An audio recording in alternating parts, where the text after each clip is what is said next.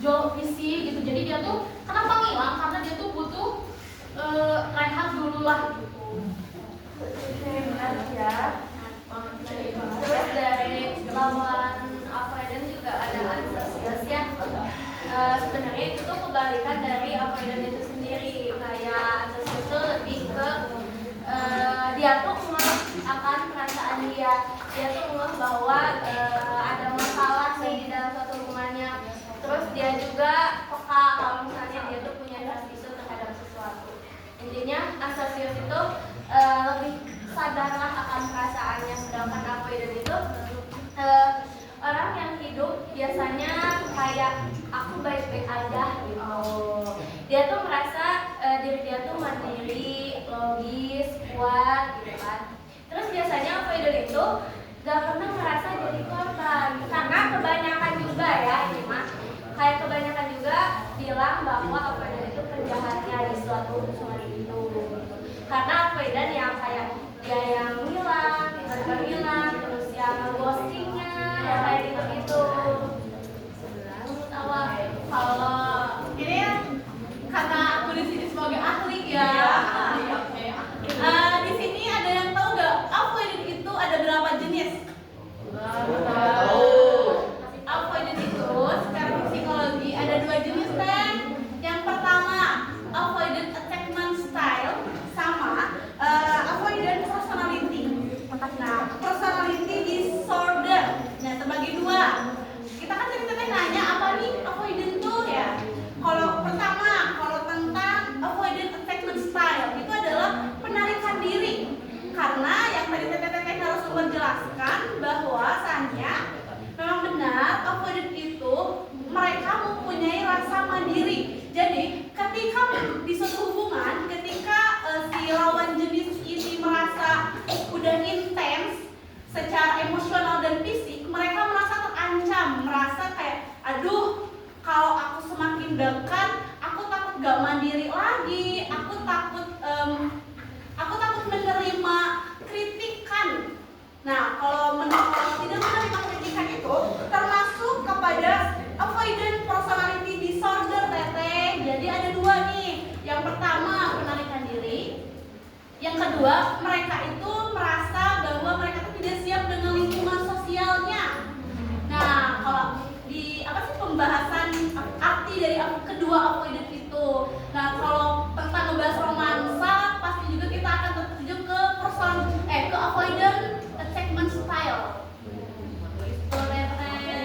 Berarti ada faktor-faktor tertentu yang bikin seseorang itu jadi avoidant ya? Pasti dong. Oke. Nah, kalau misalkan udah masuk di suatu hubungan, perilaku avoidant itu biasanya kelihatannya dari apa sih? Dari cara menyikapi masalah. Lebih menonjolnya, Lebih menonjolnya pas dia menyikapi masalah. Jadi yang tadi aku bilang dulu gitu. Terus kayak biasanya avoidant itu ngerasa kalau misal nggak mau terlalu intens gitu sama pasangannya. Jadi kalau nggak mau intens, jadi ya gitu loh. tapi avoidant itu nggak bisa tahu. Dia tuh cuman dia tuh cuman terluka. Jadi seakan-akan diri dia tuh buat benteng yang kuat. Jadi orang-orang tuh lihatnya tuh kayak, oh dia tuh mandiri, oh dia tuh cuek, oh dia tuh cool. Tapi sebenarnya di dalam diri dia sendiri tuh banyak luka gitu, banyak takutnya gitu. Kalau misalnya diibaratin ya, ada peperangan di antara antisosial dan avoidant ya. Antisosial tuh meski senjata dia cuma bambu runcing, dia tuh berani untuk ke depan. Meski dia tahu dia bakal terluka, dia bakal kalah, dia tuh bakal berani gitu untuk menghadapi itu. Sedangkan avoidant sendiri, dia tuh buat benteng yang tinggi banget, dan cara melawannya tuh ngebom dari jauh. Jadi dia tuh nggak berani untuk langsung hadap-hadapan karena dia tuh gak nyaman sama konflik. Antisosial sama avoidant itu kayak apa ya? Itu tuh kayak hubungan kalau misalnya pasangannya kayak gitu tuh ada yang antisosial sama avoidant itu tuh kayak bener kayak sangat seperti air dan minyak, gak susah.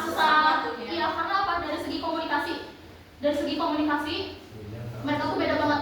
Yang satu kalau misalnya ada masalah pengen langsung ngobrol, yang satu pengen sebentar dulu Iya, gitu. pengen ngantungin. Betul. Terus kadang ya anxious itu suka kalau diperlakukan seperti itu sama avoidant, dia tuh bakal ngerasa emangnya aku gak worth it ya. Kalian suka ngerasa gitu gak sih? Kayak aku tuh kurang apa Cuekin ya Tete. betul.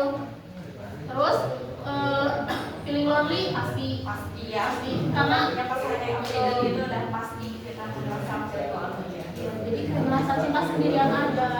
Tapi anxious tuh berani, orangnya tuh berani gitu ya. Dia tuh apa ya, berani untuk mengungkapkan rasa kasih sayang dia, berani untuk menembus cinta gitu. Apa ya, mungkin buat avoidant tuh ngungkapin rasa sayang tuh lemah. Tapi buat anxious tuh ketakutan terbesar itu bukan apa ya, lebih ke kehilangan daripada harga diri. Ya, kalau bahas tentang anxious dan avoidant itu ibaratnya gini, anxious yang mengejar, avoidant itu yang lari. Jadi gitu ya, betul-betul kayak kayak gitu ya, karena avoidant tuh merasa terancam ya, makanya dia selalu lari. Ketika si anxious itu datang ngejar, makanya emang tadi makanya tadi teman-teman bilang kalau emang susah untuk ada di satu arah gitu ya, pasti selalu ada konflik gitu. Terus kalau untuk perilaku avoidant ya itu teh dinamainya ya withdrawing atau penarikan diri, itu teh disebutnya. Nah, jadi ketika ada pembahasan serius, si avoidant itu merasa tiba-tiba merasa dingin, merasa kalau mereka itu panik gitu kan. Terus juga tadi tante bilang kalau mereka tuh menghilang ya ketika ada masalah. Kalau zaman sekarang kan disebut ghosting. Nah, sikap avoidant itu ketika ada masalah ya mereka tuh lari, itu adalah disebutnya apa sih namanya tuh? Disebutnya withdrawing atau penarikan diri. Terus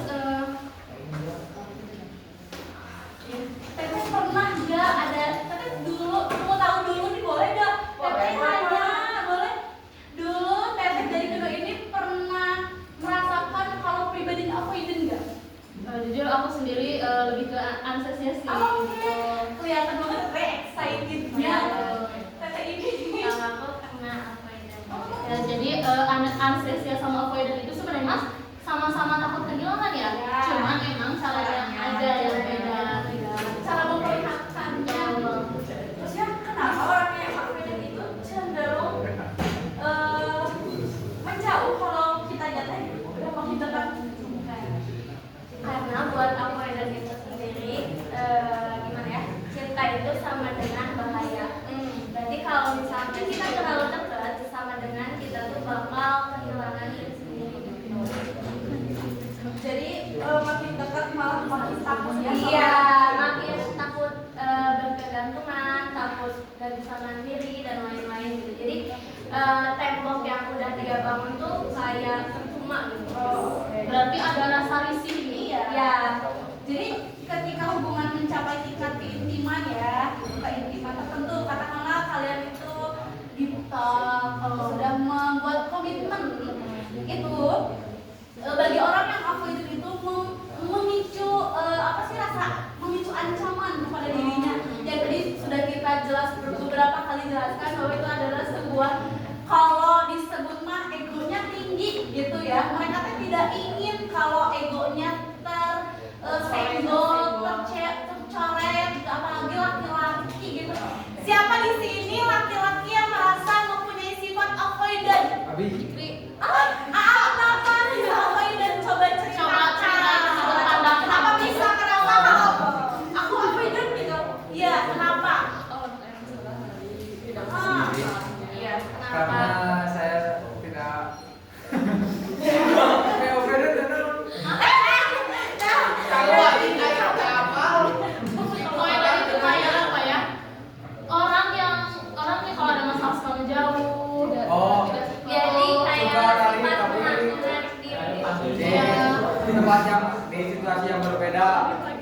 Seperti kalau masalah dimarahin sama orang tua suka lari dari Ya, masalah. iya, itu disebut avoidant juga loh. Tapi kayak udah aku sebutin tadi, kan kamu klaim kamu avoidant nih. Nah, punya pacar dong. Punya. Nah, kalau misalnya kalian kalian ada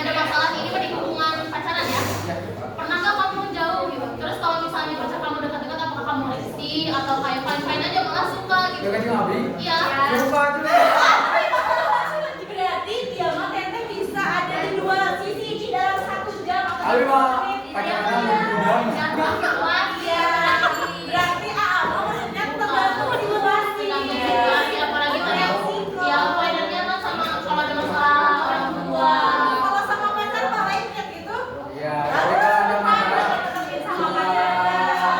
tapi mana yang masalah mah suka menghindar begitu. Tapi Udah kalau 2 minggu. 2 minggu bilang Aduh, teteh gimana itu nih? Ada yang udah punya pacar nggak di sini? Ayo mas saya bantuin. saya akhirnya terus kamu suka bingung nggak sama kamu suka bingung nggak sama perasaan sendiri kayak merasa kunaon sih sebenarnya gitu. Iya. Pernah nggak ngerasa kayak gitu? Nah, sampai saking bingungnya bubur sampai diaduk. Iya. Tapi tinggal diaduk berarti. Saking bingungnya bubur lagi nah. Sampai hal yang nggak suka jadi aku gitu ya di rumah. Apa ini? Baik punya jawaban juga. Selama aku jadi ini teh apa sih? Tentang apa ya? Paling hubungan pacaran nih. Itu sih lama enggaknya bertahan. Ya, berarti sebuah Iya, Ya kalau misalnya yang tadi kayak di obrolan gitu, kayak buat antusias keluar terluka gitu ya, buat apa ya kayak ya tapi nggak jelas gitu. Karena dia membatasi sendiri. Kalau untuk dampaknya yang pertama pastinya juga pasangan yang frustasi. ya di sini yang merasa pacarnya avoidant itu kalian merasa frustasi kan karena pacarnya kayak aduh ini tuh gimana aku kudu dikumahakeun ieu teh ka bapak abi teh bingung itu kan membuat pikiran kita itu menjadi frustasi overthinking yang membuat kita teh sebagai pasangan teh merasa lelah akan hubungan merasa menjadi apa ya jadi ikut kayak aku teh mau ngomong tapi karena sikap si ayamnya gini aku teh jadi gak berani buat ngomong karena aku tahu nih resikonya ketika aku ngomong kayak sayang aku mah gak suka ini gak suka itu benar sayang ayo kita beresin masalah A masalah B bahkan bakalan ada ketakutan tersendiri dari si pasangannya yang gak avoidant gitu ya yang pertama. Yang kedua adalah hubungan emosional. Kalian percaya gak kalau hubungan itu bukan hanya sekedar fisiknya, tapi juga ke emosinya. Kayak kalau di emosi itu maksudnya ke frekuensi. Kalian merasa kalau pacar kalian gak sefrekuensi itu menguras tenaga gak? Ya kayak kalian merasa kayak kenapa terus aku? Kenapa selalu aku yang harus di sini? Kenapa sih gak balance gitu sama kamu gitu kan? Feedback. Iya, feedback itu adalah dampak krisis dalam hubungan ketika kita memiliki pacar yang avoidant. Apalagi kalau kitanya itu anxious, bisa disebut yang riweuhnya ya, yang excitednya di dalam hubungan. Dan terakhir nih, putus nyambung. Kalau nggak beda-beda ya, gimana orangnya? Ada yang putus nyambung, dampaknya itu ada yang ketika ada masalah kayak Ajikri tadi ya udah wes silent treatment 2 minggu lagi itu bisa disebut dampak dari avoidant ya gimana ya intinya ketika kita mempunyai pacar yang avoidant dampaknya itu bakalan ke si pasangannya lawan jenisnya entah itu contoh ceweknya yang avoidant cowoknya yang excited gitu ya mereka berdua tuh bakal terus capek yang avoidantnya capek karena terus dikejar yang excitednya capek karena terus dikejar gitu Pepe. Dampaknya ada 3 Jadi kan kita itu sempat wawancara ya sama ada orang-orang yang avoidant dan enggaknya. Terus rata-rata ya yang kasusnya kayak Zikri tadi yang hilang 2 minggu, si pelaku itu kadang tiba-tiba datang terus dia seolah-olah gak ada apa-apa. Dan itu teh kayak gak menjelaskan sesuatu gitu kayak kemarin aku sakit hati karena hilang enggak, tapi mereka kayak ya udahlah berjalan gitu. Jadi lupain hal yang betul, nah itu tuh kayak buat si anxious sendiri gitu bakal apa ya karena terus mendem jadilah rumahku. Gitu. Emosinya mantap ya. Iya. Ci, aku mau tanya dong, saya boleh nggak buat Aa Jikri? Ben, Kamu itu ketika kan kalau kamu itu bisa disebut silent treatment ya Teh ya. Ketika kamu datang, apa yang kamu rasakan? Apakah keluar dosa? Apakah ada perasaan sebenarnya kayak, aduh malu nih datang-datang jual-jual kayak saya? Gimana sih perasaan Aa Atau ketika datang? ya, atau kayak atau penting aku udah gak apa-apa udah gak enakan gitu. Udah nggak emosi. Iya. Gimana tuh? Apa yang Aa rasain ketika ada? Atau ngejelasin, maaf ya gitu. Kayak pertama memaafkan. Oh, ini video aduh. Sok memaafkan. Pertama memaafkan, kedua menjajankan, Oh, insya Allah. Selamat ya, selamat pakai jajan ya. Ini. kan udah jajan teh, kan kita makan, Ya. Baik-baik aja gitu. bicara dua mata, bicara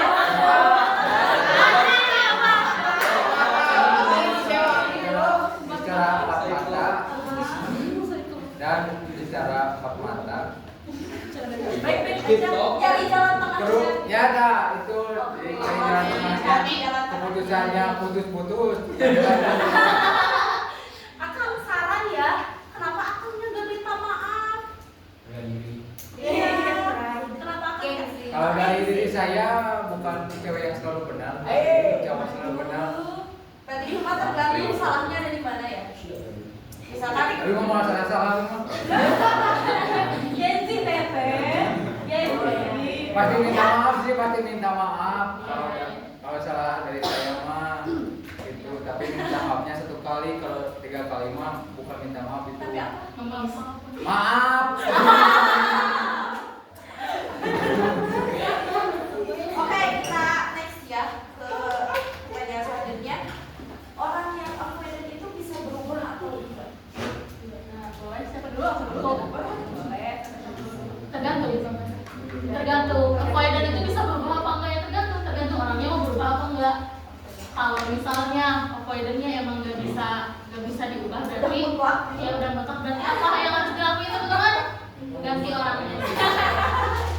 Betul. Capek-capek ya. Iya, betul. Karena kita itu gak bisa mengubah orang sih sebenarnya. Jadi perubahan itu datang dari diri sendiri. Kayak namanya sih orang piawa gitu kan. Tahap pertama mungkin harus lebih jujur sama diri sendiri, karena kan dia selalu merasakan diri aku ya. Sebenarnya kan diri yang berlebihan itu adalah bentuk trauma juga. Jangan sampai si avoidant itu tuh merasa lebih kuat dari pasangan yang antusias cuma karena apa ya? Kalau ternyata si avoidant itu teh belum bisa untuk menjelaskan perasaan diri sendiri. Jangan sampai tanyain sama diri kalian sendiri gitu. Kenapa sih orang banyak nuntut ke kita? Tinggalan kereta. Tapi kalian juga harus nanya, apakah aku teh udah ngasih ke mereka? Kenapa sih orang-orang tuh ninggalin aku? Terus kalian juga harus nanya sama diri sendiri, apakah kalian tuh selalu ngasih hati diri kalian ke orang lain? Kalau misalnya ada pertanyaan lagi, kenapa sih orang-orang tuh gak ngasih hati aku? Tanyain lagi sama diri kalian sendiri, kayak kalian udah ngasih orang lain atau belum? Pasangan udah ngerti, pasangan belum, udah ngasih apa aja ke pasangan. Jangan cuma nuntut aja bisa aja.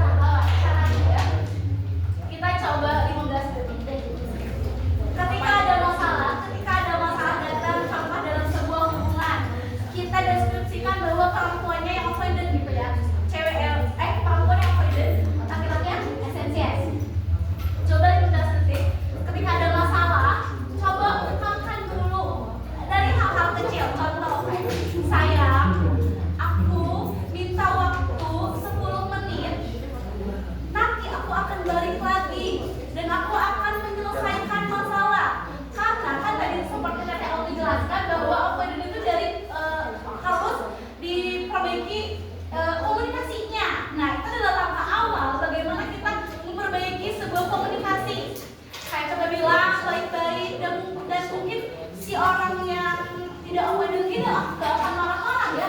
Gak mau aku mah harus menyelesaikan masalah saat ini juga enggak ya. Tapi coba bicara 15 detik kayak saya butuh waktu. Nanti 10 menit lagi aku akan balik lagi dan menyelesaikan masalah ini. Kan ke si orangnya juga akan tenang ya dan akan tahu kayak oh berarti pacar aku yang butuh waktu nih buat mencerna takutnya, apalagi cowok kan cowok masih bisa disebut berpikir secara logika ya. Ketika sedangkan perempuan adalah yang sensitif. Ketika laki-laki menggunakan logika, apakah hati perempuan akan sakit? Pasti ya. Mungkin kita juga tidak bisa selalu memikir bahwa si yang memakai logika itu selalu salah, enggak ya? Ada sisi positifnya. Kenapa laki-laki berpikir secara logika? Makanya laki-laki dan perempuan disatukan. Ya, terus yang kedua adalah minta dukungan. Contoh kepada para ahli, kepada saya, gitu, minta dukungan. Sekian, minta validasi. Iya, minta validasi, minta dukungan. Apalagi kalau kita ada di lingkungan yang baik atau positif itu akan mendukung kita berubah menjadi kehidupan yang lebih aman. Oke, obrolan kita hari ini benar-benar deep dan benar-benar bisa menginspirasi buat orang-orang yang emang merasa dirinya avoidant ataupun punya pasangan yang avoidant ya. Ternyata avoidant itu bukan sekedar dingin atau menarik diri, tapi itu ada akar-akarnya kenapa dia bisa kayak gitu ya. Dari kita kupas tuntas di podcast kali ini. Terakhir, oke. Pokoknya buat yang merasa dirinya avoidant, jangan terlalu ngebangun tembok yang tinggi buat diri kalian gitu. Karena itu tuh lama-kelamaan tuh toksik ke diri kalian sendiri.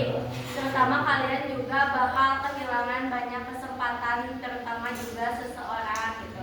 Gak apa-apa untuk merasa sedih, untuk merasa kalah. Jadi jangan selalu menyangkal perasaan kalian.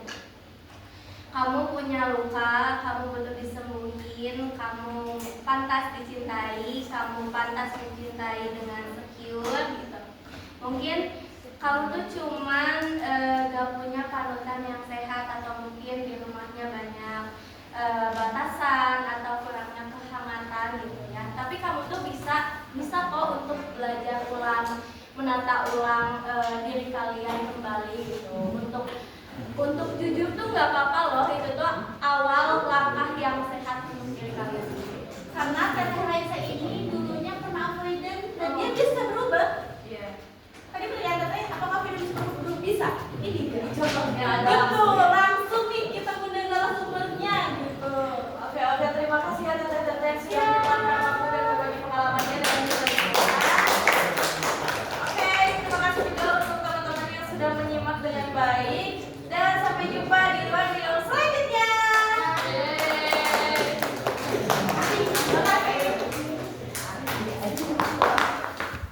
Anjir, 30 menit, Cok. Enggak, tenang aja.